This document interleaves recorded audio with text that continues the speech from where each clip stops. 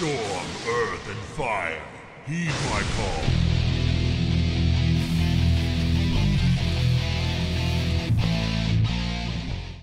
What's up everyone, it's Waves and today I have a new M+ commentary for you guys. You can see it's an Azure Vault, you probably read it in the title already. The Fortified week isn't as easy as we may have thought. The keys are quite difficult, but yeah, sometimes we get a good one like this one. So I wanted to show you that, obviously. And I mean, Azure Vault, in my opinion, is one of the harder keys. I don't know, it could be my lack of experience in an Azure Vault that makes it like a hard key for me personally. I think it's just overall a pretty annoying dungeon to play as a melee. There's lots of things that you can like mess up, but I think it's too much talking. I think we just jump into the key, we see what's going on and how we handled the key, and then yeah, I just talk you guys through it as you know. I also read comments under my last two videos, by the way. People were asking for a global tracker, like an add-on that shows what ability I'm pressing. I don't have it in this key. Going forward from now on, I will have that, because I used to have that, but the one that I'm using is called Trophy GCD, and there's a thing that if you had an embellishment on your weapon and you cleanse it, it has the sparkle effect on it, and on every auto attack, the Trophy GCD shows the sparkle as like an icon, and it's just spammed with the sparkle icon. I don't know how to blacklist it. I don't know what the ID for that would be, so I have no idea. But yeah, I don't have the sparkle on my weapon anymore, so now I can use Trophy GCD again, and we're just gonna be fine. Real quick for the detailed streamer add-on thingy. Sometimes it's just not tracking globals. I don't know. It happens a lot with Stormbringer Storm Strikes. I don't know why, it just doesn't show them. I think it doesn't work that well. So yeah, I'm glad now I can use Trophy GCD again. And yeah, from next key onwards, it will be in the videos. So just so you know. All right, enough talking. We jump into the key and see what's going on here. First of all, we play first room. I wind rush here so that Ace has an easier time gathering the pull. We marked the adds on the right. We will kick them to get them into the middle. The lashers, that is. I have Wind Fury down. I puzzle box here. Then we want to Bloodlust this first pull and make sure that we get AoE CCs basically. So the big shard guys like the Crystal Furies, those are the mobs that can actually kill our tank. So we want to make sure that we get our AoE CCs done and get the kicks on the marks that we have basically. As Shaman, of course, pretty insane. I mean, our setup in general, right? Like we can leg sweep, we can cap stun, we can thunderstorm, we can sunder, we can in-cap raw, we can vortex typhoon, we can Dragthier like knock up, Dragthier knock. We can ring, like we have so many stops. We pretty much have endless AoE stops with this comp, which is really, really good. So yeah, we just cleave it down basically and keep everything interrupted. Now we play the 3 lashes here with the little tree guy, and we pull 2 lashes from inside, as you can see. On top of that, we didn't interrupt one of the casts here, so we have to heal against it a little bit, but I think we should be fine. It's only 1. My job here basically is to just funnel into the tree and get the tree interrupted. So like a lot of times in these keys, also in this one, you will see me like don't even bother about like spreading Lashing Flames, cause spreading Lashing Flames, sure, it's good for overall and like, you know, spreading out your damage over the whole like pack that you just pulled. But yeah, in most packs there's gonna be a funnel target, so that's what I'm gonna do. I'm just gonna funnel most of my damage into the main target so that we don't just like cleave everything down, everything's dead, and then you have one mob that's still at like 40% HP.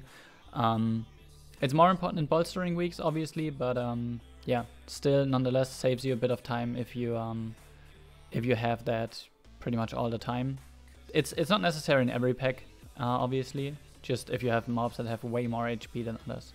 So yeah, here we dodge the whelps and try to get all of these mobs just like through here onto the stairs.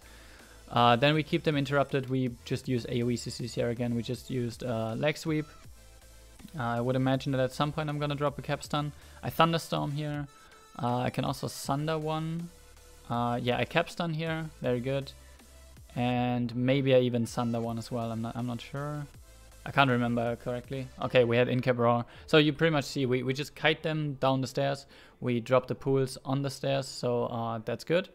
and then we just keep them interrupted, use all of our CC that we have, use our kicks, and then just slowly move down the stairs. And honestly, this first part of the dungeon is already like one of the hardest parts in Fortified Weeks, in my opinion at least. There are still like more difficult pulls, but this is definitely one of them. Even this room isn't like necessarily completely free, and I don't know, maybe it's, as I said in the beginning, I think it's just my like lack of experience in Azure Vault, but I swear like everything just feels so deadly to me. Maybe that's just like not having a lot of experience with like, you know, where exactly to position, what I can survive, you know, what kind of damage, what I really have to dodge, stuff like that. I don't know, but yeah, this one, the 25 that we played, definitely helped me get like a better feel for it, so to say.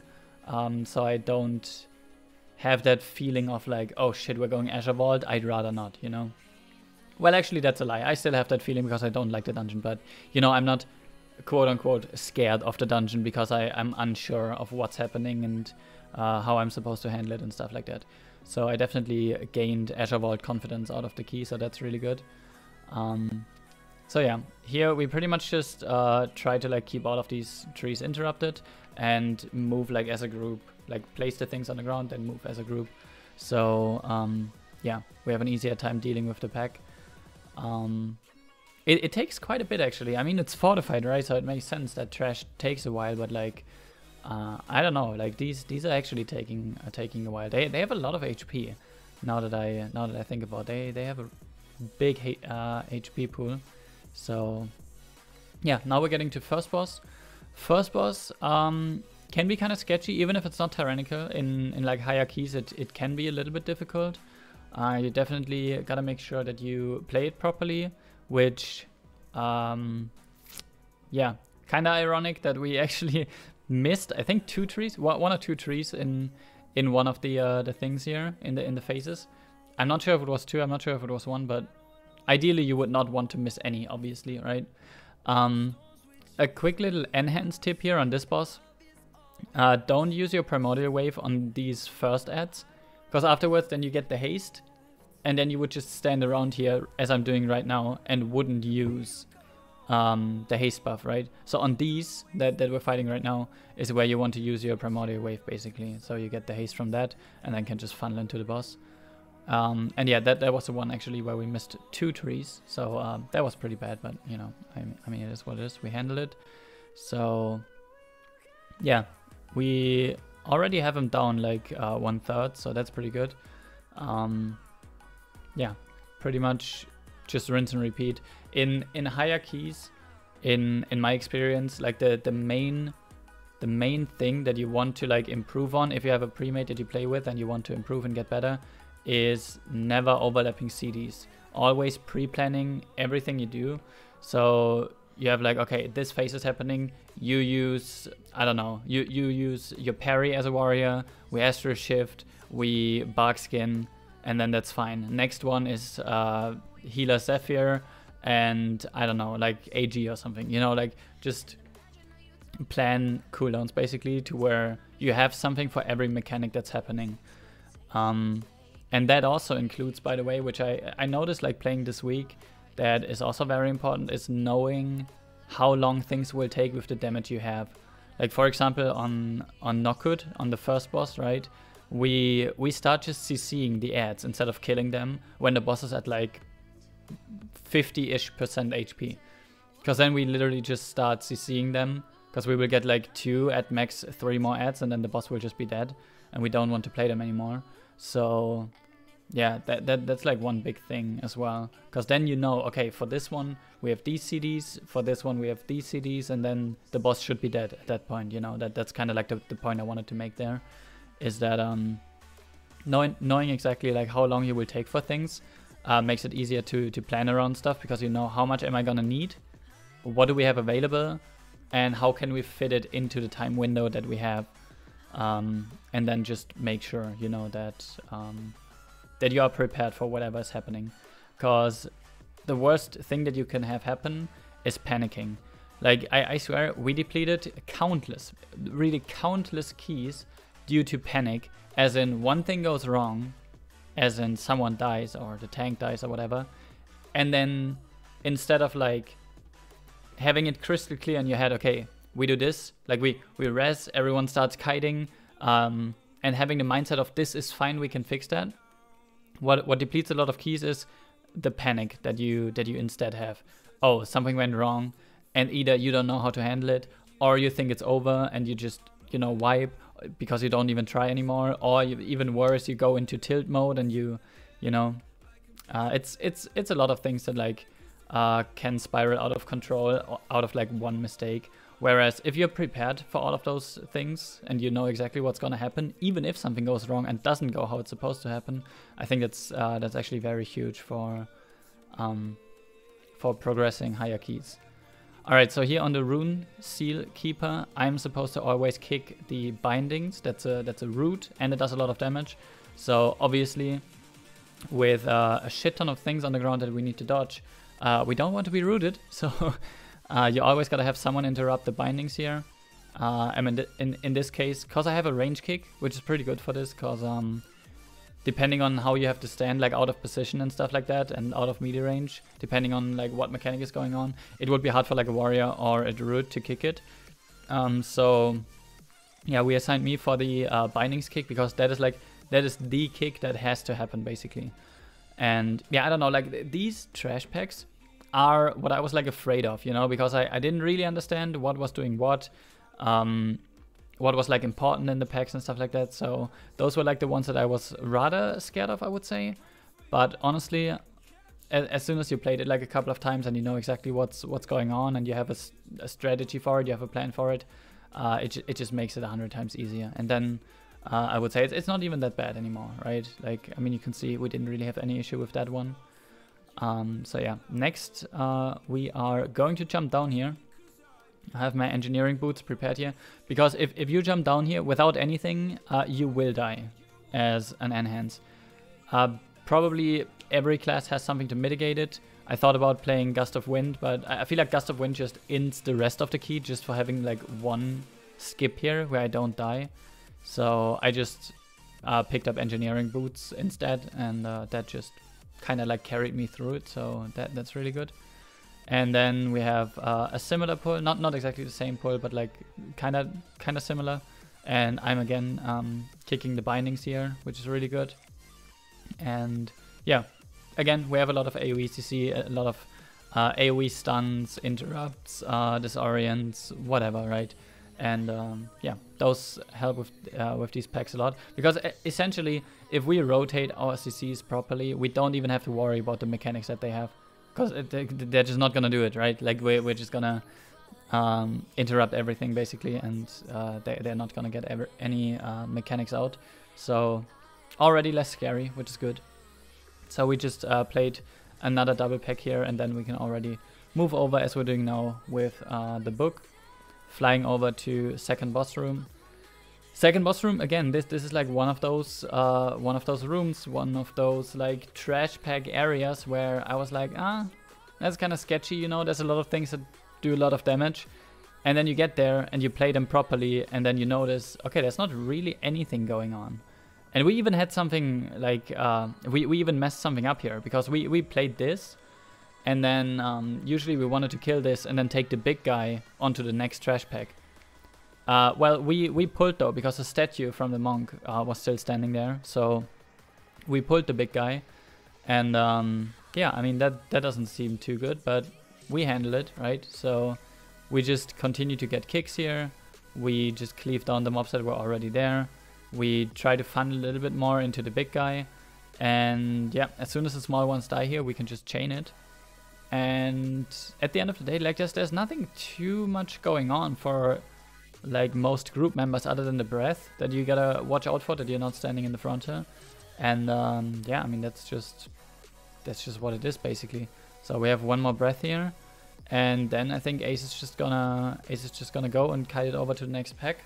And yeah, we're just gonna follow it, make sure that we kill it off. Watch out for the breath here, cause Ace left, it will still do the breath into the direction of the next trash pack. If we just follow Ace and go to the next pack, then we will just die. So yeah, here I actually had to call out that I can't take the first kick, because Ace was there very early. We had to wait because of the breath. And then now I'm doing the bindings kick again, obviously. So we killed the big guy off. Very nice, very nice. And yeah, I mean, now we can just start moving to the next pack, because pretty much in high keys, what you want to do is you want to get rid of the biggest threat in trash packs sometimes, and then just everything that's like, you know, trivial, you just chain. Like, it doesn't matter. As long as it's not bolstering, everything that's trivial, you just chain.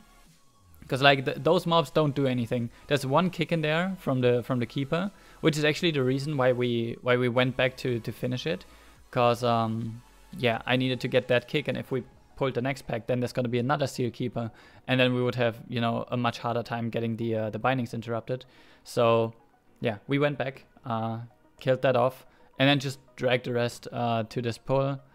And now we can just cleave this down. And essentially what you can see here, like from my perspective as the Enhancement Shaman, there's nothing going on here. The only thing I need to worry about is get my bindings kick and just do AoE. That's pretty much all there is to it.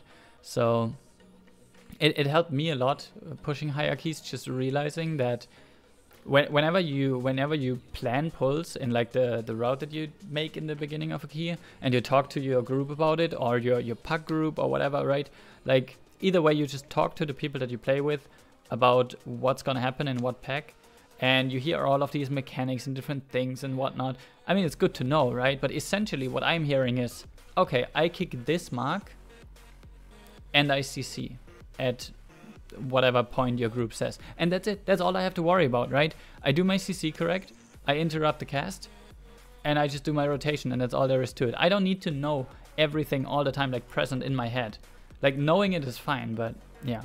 Alright, we had a quick death here. I thought Ace would take the cleave, like, you know, a little bit further forward, but then he switched it to the side, and I noticed it and I wanted to dodge it, but the cleave has a pretty big like range, so yeah, I kind of trolled there. I mean, it was a little bit of a miscommunication between me and the tank, so it happens. We have Ankh. Also, Jelly died there for a second, but we get him CR'd. We still have one more CR, so it's fine. It's whatever. Might as well use them. And then in these phases, like in this intermission phase, it's really good to use your Primordial Wave, because you can, if you don't fuck it up like I did here, you can get Primordial Wave and get like 40% haste here instead of 20, what I just got. But yeah, it is what it is. It's still fine. AG also very powerful in this phase. Of course, you saw me just not use it there because obviously I'm in voice with my healer, so I know when he needs AG, when he doesn't, when he has externals, stuff like that. So we're just like, you know, in Discord talking about the CDs, the healing CDs. So yeah, AG wasn't needed there. Maybe it's gonna be needed on the next one. We will see about that. Either way, on these ads, I'm always first kick because I have a range kick. We're full melee group, so it's just easy for me to get first kick. We dodge the issue that maybe someone would not make it in time to the ad to kick. So by having me there as first kick with the range kick is actually just, I mean, the best thing that we can do, basically. So yeah, always gotta make sure we get that. Always gotta make sure that we kill the ad quick. And that's pretty much all there is to it. You gotta take a little bit of, you gotta take care, like whenever the ad spawns and you run towards the ad, that the boss sometimes will shoot the orb into the direction of the ad because you're all baiting there, and then the orb is gonna fly towards you. So you definitely gotta make sure that either the tank tells you, or you just keep an eye out yourself, like where the orb is going, so that you don't get hit by that, because that is a one-shot in higher keys. So yeah, you definitely want to avoid that. Again, I had Primordial Wave here, so the ads are dying pretty quickly, because we all had CDs, I'm pretty sure. And I mean, the haste that you get from Primordial Wave is just overall really, really good. So yeah, we finished this phase. And honestly, with this boss percentage, we could go for the kill before we face it another time. Like we should see that okay, it's below less than half, you know. It's at 46%. We could theoretically just honestly full send it here. We could just start CCing the ads even. We wouldn't even have to kill them anymore. I think we decided to do it anyways, for whatever reason. I think it might actually have been me calling it, because I thought we couldn't make it damage-wise, which is what I said earlier. Like, if you know exactly how much damage you have, it's really hard to know exactly. But it would make things like this possible. That could save you like a minute of time over a key. Because we will get to play another phase here. And I feel like if we just CC'd ads and went for it, we could have killed it. Or like phased it before. Or like, not phased it, sorry. Killed it before it phased that way around. Because yeah, you can see we put a lot of damage into ads here. And the boss is going to be at like, I don't know, 10%, 9% when it phases. Yeah, actually 10%, 9%. Yeah, I guess we could have killed it. If we fully committed from the beginning, I'm pretty sure we could have killed it. But at the end of the day, our timer was really good. We still have 15.5 minutes here, which at this point, being where we are in the dungeon with this much time left is actually pretty good, I would say. So yeah, we get a big primordial wave here again to get the haste. Kill first ad, then we move over here. It's a little bit sketchy since we have quaking this week, or we had. I'm not exactly sure when I'm uploading this video. But we have quaking. And with a full melee group, if you have quaking, if you greed the thundering clearing and you don't clear it instantly, sometimes you may run into issues where you would basically want to clear thundering then at the end. And then you get what's it called, quaking, and then you can't clear, and then you like risk dying due to it.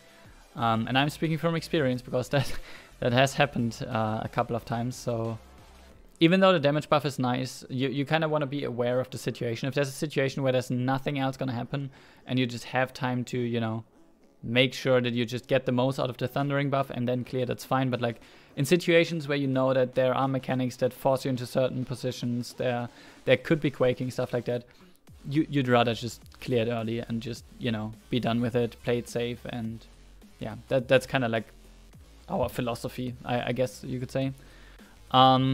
We are playing frogs here. I know a lot of you guys that play in pugs probably don't play frogs. Because most people nowadays just get like most of the trash in the beginning of the dungeon and then just do the jumping down strat, I think, for a third and fourth boss, I'm pretty sure. We didn't, however. We played these because essentially what is going on here is that there's one mob, which is the breaker, that does a lot of damage and needs to be funneled. And then there's frogs that don't do anything. They're legit like free count that limit the space that you have to move, and that's it. By the way, that one wasn't soothed. The breaker wasn't soothed when it charged me, so I Astro shifted last second there. Otherwise I would have died. I even dropped to like 20% even through Astro shift, so that was pretty close, but we got it. But yeah, see, now we killed the breaker, and now we're kind of like, all right, I mean, these are just frogs, we might as well just go, right? Because they just run after us, and that's gonna be fine because they don't do anything other than jumping around. And well, I mean, I hope we're able to at least walk out of swirlies on the ground. That should be the least we can do. So I get another knockback here because, again, we killed the first breaker, and now we're gonna be in the second one. Crive actually dies here, but we get the CR since we have two. I heal Thomas here for a second because I want to make sure that the group is topped.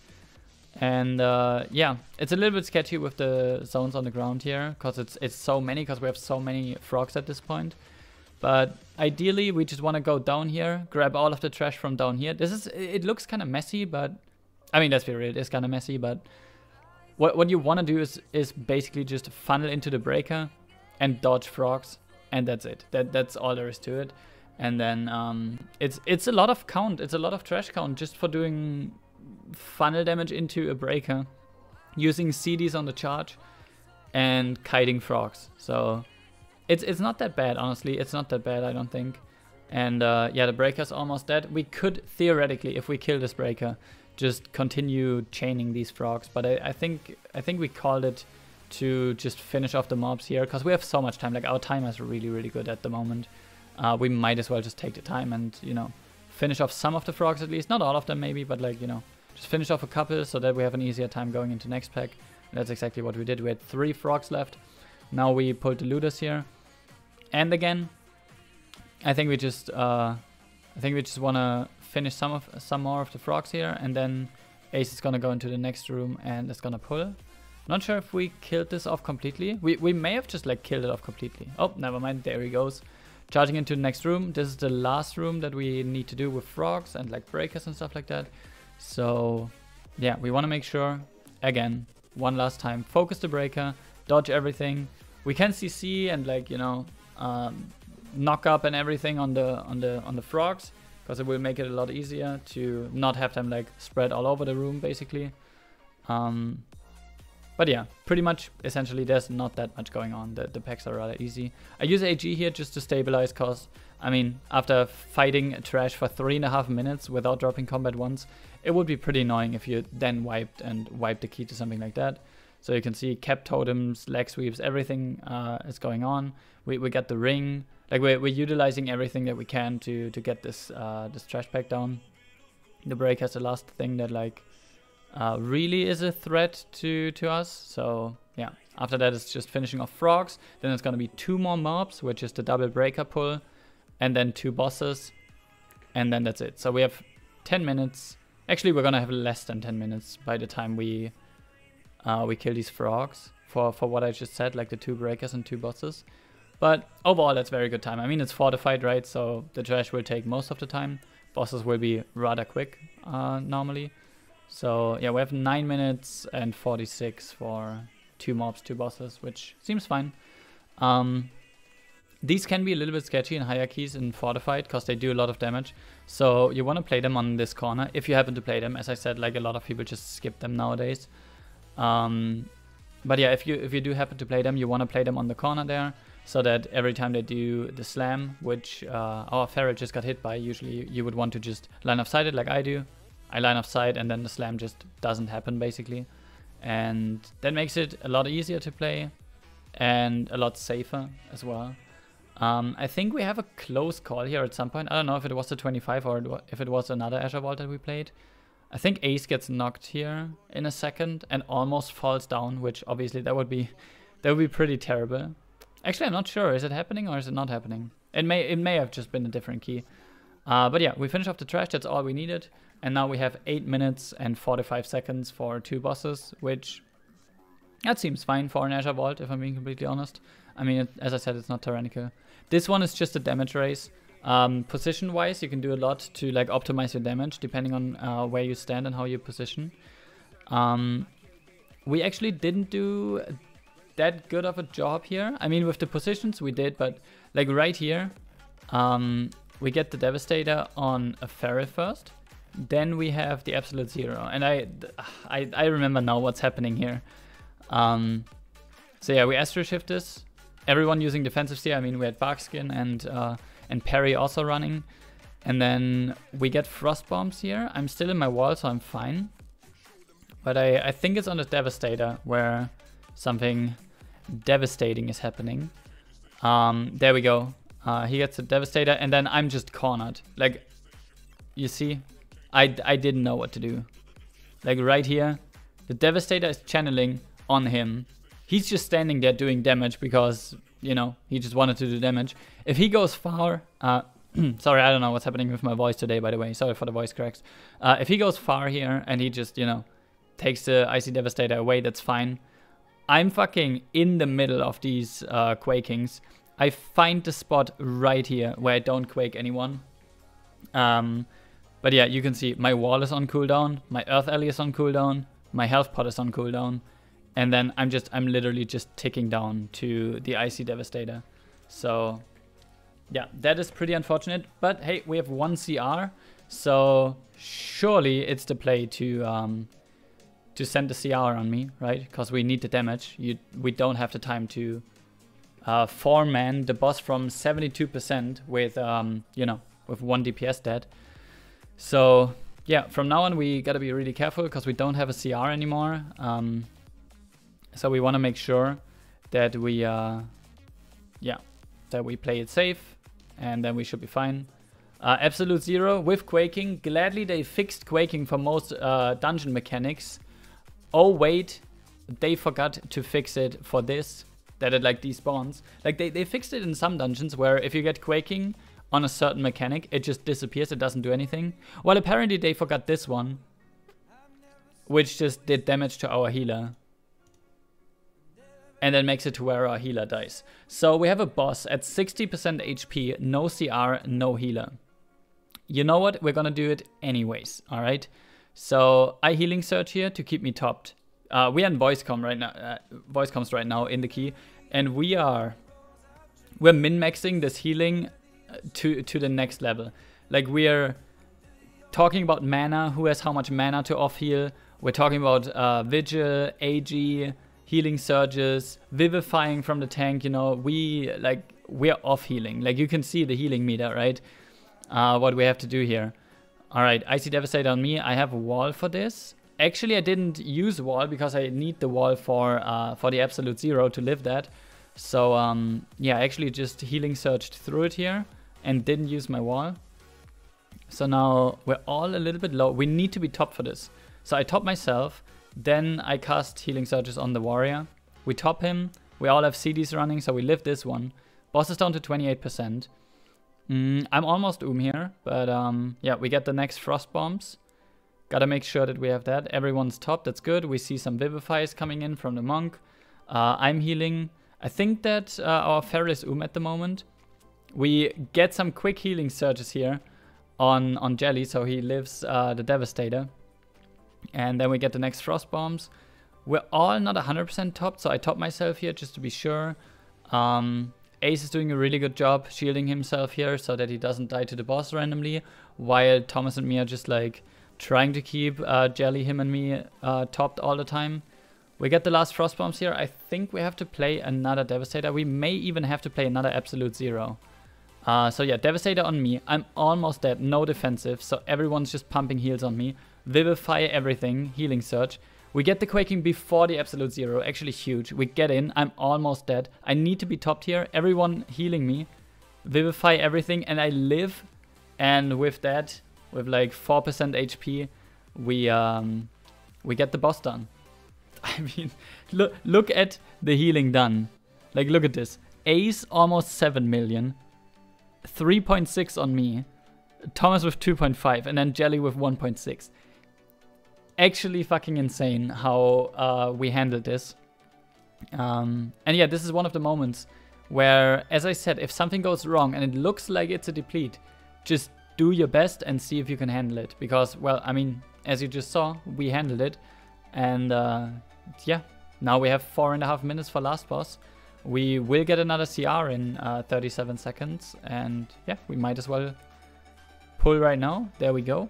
And then see what we can do on the last boss in Azure Vault. Basically, the main thing you can min-max here is to talk about like the shards that are spawning on 75, 50, and 25% boss HP, where pretty much because I'm doing a lot of damage on them with Primordial Wave, at least in theory, I will call, okay, I'm taking these two on left side or right side or whatever, and then the other melees in the group will go do the other ones, basically. So it's kind of like always on me to just call which ones I want to do, and then the Feral and the Warrior will just adjust, basically. So here I saw a lot of them stacked on that side, so I wanted to go this side, and I told him, but on the first ones, yeah, now you can see the Feral moving over. Because I need my setup, right? I need to set up my Primordial Wave properly, and then I can do a lot of damage. So these first ones were really messy. The first ones weren't good. But yeah, basically the main thing is that everyone like focuses on doing the shards. That's like very, very important. We get the resi on Jelly because we had him die, unfortunately. But we still have time. We have 3 minutes. All we gotta do is play the next few shards correct. And then also the boss movement should be good for the orbs here, but Ace is doing a really good job here. So not too worried about that one. We also gotta make sure that's a common thing that people die to in pack groups, is that you have these orbs like floating around, and sometimes people just ignore that they are like behind them whenever the boss is doing the knockback, and then people are getting knocked back like into the orbs and die to it. So we definitely want to make sure that we avoid that. I see that there are 2 stacked behind the boss, so I just tell them, you guys do the other ones, I do the 2 here. I get a good Primordial Wave here, and pretty much, I mean, you can easily solo too as an Enhanced Shaman, like there's no issue whatsoever. We get him down, no problem. Boss is at 40%. We We just used Bloodlust for those last shards, by the way. So we're not gonna have Bloodlust for the last ones. So yeah, we gotta make sure that we hold cooldowns for it. We gotta be, we pretty much just overall gotta be ready for them and fully focus them, because it's like the last difficult part of the dungeon. So yeah, we get to 25% here. We get the shards. I instantly say, okay, there's some stacked. I go behind the boss, and yeah, as you can see, they are almost dead before I even use my Primordial Wave. So yeah, I did 3 on the right side here. And by the time I turned back, I mean, we had 1 still alive, because Feral doesn't really have a lot of damage here for those. So yeah, since, you know, bleeds and stuff like that, it takes a while. And but yeah, we get him done. Boss is at 17%.